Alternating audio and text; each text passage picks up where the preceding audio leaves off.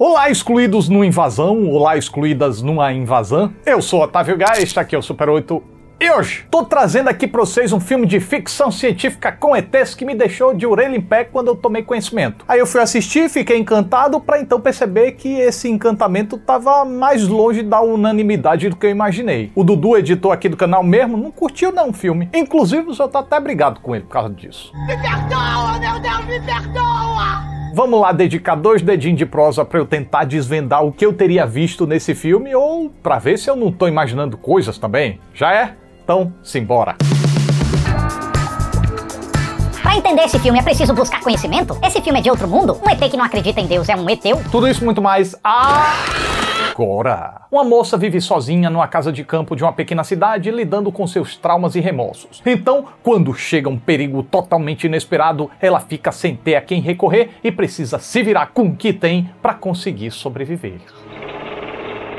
Ninguém Vai Te Salvar é um filme que desafia vários fatores que podem dar errado para provar que não é a presença desses certos paradigmas que faz um filme ser bom ou ruim, mas sim a disposição e a combinação deles. Pois veja bem, a gente aqui tem um filme sem diálogos e, portanto, pouco explicativo, pelo menos textualmente é zero explicativo, situado num ambiente restrito, com restrição de personagens também, que não reinventa a roda sobre a mitologia em torno de extraterrestres, que contém salvamentos improváveis, e ainda assim eu achei um filme muito criativo, inspirado, assustador, arrepiante e, em suma, muito bom. Sem enrolação, a gente é apresentado a protagonista e tudo que diz respeito a ela. Seu trabalho, hobbies, personalidade, dia a dia, com quem ela vive e por quê, além da relação que ela tem com a comunidade. E quanto a isso, o filme não diz logo o porquê dela não se entender bem com a comunidade, mas solta alguns indícios e vai diluindo isso ao longo do desenvolvimento. Show, mas todo o resto é sim comunicado rapidinho, papum, pegou, não pegou, não vai fazer muita diferença para a compreensão geral da trama. Esse trecho é para apresentar a moça e para forrar todo o contexto no qual ela está inserida, pra gente não se distrair mais tarde com perguntas sem importâncias, tipo: gente, como é que essa menina vive sozinha desse jeito? Como é que ela ganha dinheiro? E aí, nesse trecho inicial, através de uma comunhão de breves takes, a gente já percebe que ela ganhou a casa de herança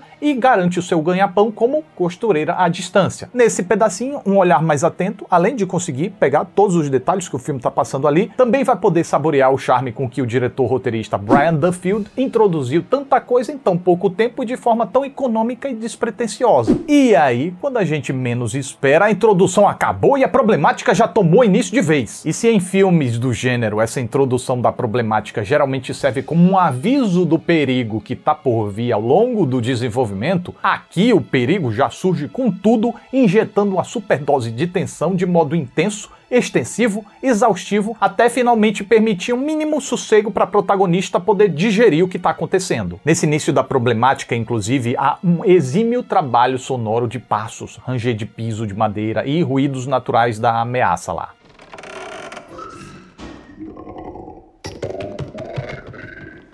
Composição sonora que, se ouvida com um bom sistema de som, é uma coisa de arrepiar até a churreia. E como esse é um filme que não tá em cartaz no cinema, mas chegou direto no streaming do Star Plus, cuidado pra não errar nesse quesito, viu? Se não tiver um bom sistema de som, procura ouvir com fones de ouvido. Até porque esse triunfo de mixagem e efeitos sonoros não tá só nesse trecho inicial, é no filme todo. Eu só destaquei esse iniciozinho mesmo porque, como o perigo ainda tá se apresentando e a gente tende a temer mais o desconhecido, o som é determinante na imersão e no arrepio que essas cenas causam. Beleza, o filme segue em frente e o cineasta Brian Duffield não para de propor situações de enrascadas muito bem pensadas para sitiar e colocar em xeque a comunidade retratada, mas também sem estragar, pelo menos de início, a esperança de sobrevivência. Situações para as quais o homem, enquanto diretor agora, coordena coreografias de cena bem orquestradas e críveis, pelo menos na maior parte das vezes. E eu digo isso porque em certo trecho, por exemplo, no início da perseguição de um bicho com pernas grandes, a direção deu uma ajudadinha à protagonista ao aumentar a distância dela para a criatura entre os planos. Num plano tá quase alcançando, cortou, o bicho já tá mais distante. Porém, no resto da cena, a direção me pareceu acertar ao colocar barreiras que atrasam a criatura de forma mais orgânica. Organicidade essa que, na minha opinião, o filme conseguiu manter ao longo de todo o desenvolvimento. O que não impede de haver quem suspeite que o roteiro tá protegendo demais certa personagem, pois sempre dá um jeito de salvar de Itacuja de perigos absurdos, o que pode levar esse espectador a se desconectar. Foi o caso do Dudu, por exemplo. Porém, não foi o meu caso. Primeiro porque eu gosto desse tipo de filme de sobrevivência e sei que ele vai precisar de situações de sobrevivência, e se as situações foram muito fáceis, não engaja. Então elas precisam ter um pezinho ali de dificuldade. Segundo e mais importante é que a proteção de roteiro, que eu tanto falo aqui, não é quando um personagem sobrevive ao longo de muitas dificuldades, mas é quando o roteiro facilita tanto com soluções milagrosas que tira completamente o mérito do personagem sobrevivente. E aí, como o roteiro pode fazer uma solução não parecer milagrosa? Bom, com um devido equilíbrio de plausibilidade, uma vantagem que o personagem naturalmente tenha, seja sabendo do perigo antes de outras pessoas, seja tendo alguma habilidade especial, plantando a pista de algum objeto que pode servir de solução e ou não tornando o personagem invulnerável. Fazer ele sofrer, se machucar, penar, ajuda a naturalizar essa sobrevivência. Ah, claro, e um pouquinho de sorte também não é nenhum pecado narrativo. Com isso em mente, aqui em Ninguém Vai Te Salvar, se você avaliar direitinho, vai perceber que houve sim um cuidado para fazer uma boa mistura de tudo isso. E terceiro, se ainda assim a gente pensar, poxa, mas foi muita coincidência que essa tal personagem sobrevivesse a tantos desafios seguidos. Então, se a gente fizer esse questionamento, a gente está partindo do pressuposto que escolheu seguir um certo personagem e justamente ele chegou no final. Mas a ideia de um filme de sobrevivência não é bem essa. A ideia é que o filme já sabe quem conseguiu chegar no final e decidiu recontar os seus passos para mostrar como ele conseguiu chegar. É bacana quando um filme subverte a fórmula de sobrevivência de alguma forma? Com certeza, mas não é obrigatório, porque essa base não é um erro por si só. Ah, Otávio, mas por que você não aplicou essa regra para o filme tal ou o filme blá blá? Porque, gente, isso não é uma regra, isso são recursos, possibilidades. E cada caso é um caso. E nesse caso de Ninguém Vai Te Salvar, foi mais um desafio que ele assumiu para si e, na minha opinião, conseguiu contornar com excelência. Outra coisa, eu sou um costumeiro apreciador do conceito de menos é mais e do poder da sugestão. Porém, esse filme aqui não tem medo de revelar demais sobre a ameaça logo de cara, o que foi um baita risco que o autor tomou aqui, hein? A sequência é longa, intensa, mas ao final dela a gente já conhece a criatura dos pés à cabeça com direito a RG, CPF e título de eleitor. Fora que não é um conceito que fuja tanto assim do imaginário popular. Bem dizer, esse filme aqui não se dedica a criar uma mitologia própria não, mas se esforça apenas em redirecionar elementos que já pairam no ar por aí. A gente falar, não achei ruim não essa decisão. Acho que pegou para si esses elementos e criou sua própria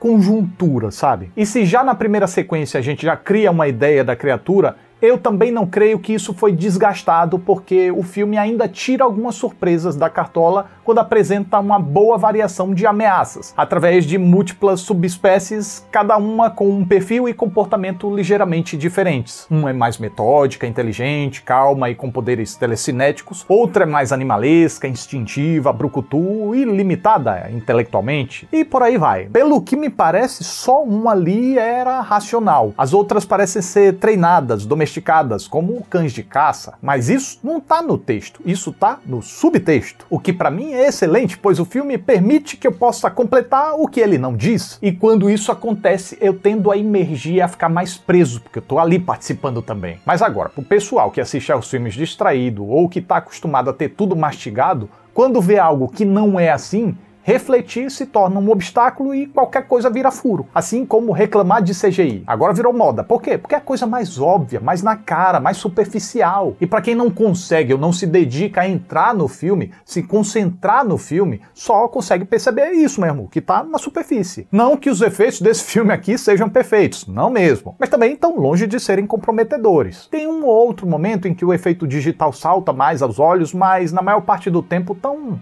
maravilhindos. E num filme com um orçamento de 22,8 milhões de dólares, aí nem se fala. Mas enfim, voltando ao que eu tava falando, esse filme exige sim um tiquinho mais do público porque ele praticamente não tem diálogo. E se do lado da produção isso força o cineasta a aflorar toda a sua criatividade para explicar o que precisa sobre a invasão e sobre os dramas pessoais da moça, através das imagens e dos eventos retratados, do nosso lado também requer que a gente participe ligando os pontos. Pois sabe quando a gente diz que é mais interessante mostrar do que falar? Pois então, o Brian Duffield aqui leva isso bem ao pé da letra e, na minha opinião, se sai eximiamente bem na tarefa de dizer sem dizer, mesmo quando certas informações são reveladas diluidamente. Me pareceu que ele forneceu o suficiente para que a gente conseguisse montar tudo direitinho na cachola, jamais ficando a dever em sem informação. Na verdade, até acho que ele peca pelo excesso de clareza sobre o passado da protagonista. Acho que o filme estava indo muito bem sem a necessidade de um certo flashback, que mesmo sem diálogos e mesmo integrado à trama, me pareceu mastigado demais. Pelas pistas que tinham sido plantadas, já estava dando para entender a natureza da origem do remorso da protagonista, o que serviu muito bem para deixar ela isolada e desacreditada, tendo que se virar sozinha. Porém, o autor queria também usar esse contexto da moça para comunicar algo a mais, e aí se sentiu na necessidade de deixar o desenho mais claro, de dar essa mastigada. Mas, para falar disso, vou precisar soltar alguns spoilers, então a partir daqui, se você ainda não viu o filme, recomendo que você assista e aí depois você volta aqui, beleza?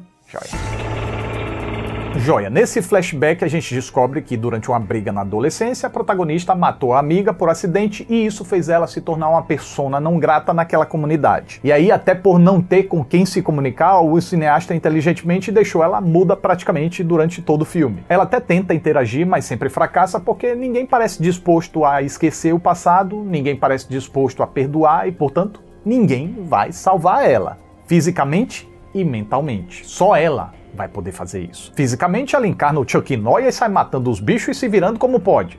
Joia. Mentalmente é que o bagulho fica mais complicado porque como a comunidade não deixa ela esquecer do erro passado, ela também não consegue se perdoar. Então precisou acontecer um domínio extraterrestre para que ela se despedisse do seu eu passado e pudesse seguir em frente como uma nova pessoa, livre, leve e solta de seus remorsos. O primeiro passo para isso vem de forma física quando ela precisa matar aquele clone. Mas isso também não deixa de ser uma metáfora que o filme está aplicando. Esse clone veio do parasita que ela precisou tirar de dentro de si. Ao mesmo tempo que aquele clone vem de um parasita literal, é também uma alegoria do remorso que parasitava ela e ela precisava se desvencilhar dele. Um pouco depois, mais para perto do final, quando os aliens leem a mente dela, percebem que ela já era um alien para a sociedade em que morava antes mesmo da chegada deles. Ela era estranha àquele lugar, isolada e excluída. Então talvez ela se encaixasse muito mais na nova sociedade que eles estavam formando do que na sociedade original dela. Por isso, presumo eu, que eles decidiram poupar a moça e fazer esse experimento social para ver se ela se adaptaria. E a conclusão do filme mostra que ela se adaptou, sim, muito bem, obrigado. E nesse caso, linguagem nem foi uma barreira. Afinal de contas, ela já estava acostumada a não se comunicar verbalmente mesmo. Já é bacana, beleza, tudo se conectou, mas ainda assim eu não pude deixar de achar uma conclusão meio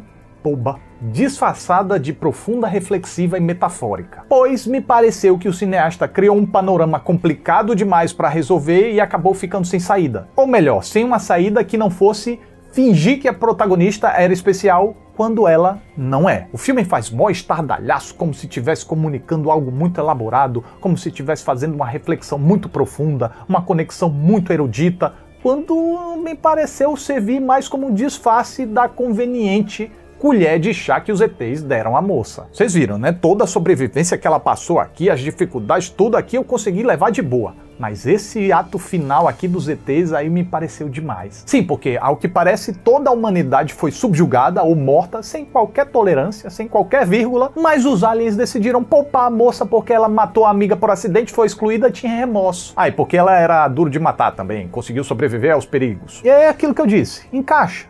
Encaixa, mas encaixa de modo tão frouxo, sei lá. Não é ruim, só é bobo demais para ser grandes coisas como o filme quer fazer parecer que é. Pelo menos é o que eu achei. O que para mim foi uma pena, já que Ninguém Vai Te Salvar me pareceu o tempo todo tão maneiro, tão bem cuidado, tão bem conduzido. Aí chegou no final e me fez terminar a sessão com esse gosto meio meh, o que pode dar a sensação para muitos de que o passeio todo foi ruim, quando não creio ter sido. E é por isso que eu prefiro me concentrar em todo o resto que foi, aos meus sentidos, triunfal. Esse eventual deslize aí no final não chegou a comprometer a obra pra mim não. Achei ela bem da hora assim. E essa é a minha reação enquanto eu assisti ao filme. Então é isso, mais um Super 8 tá chegando ao final. Fico muito grato pela atenção de vocês. Muito obrigado, até a próxima aí.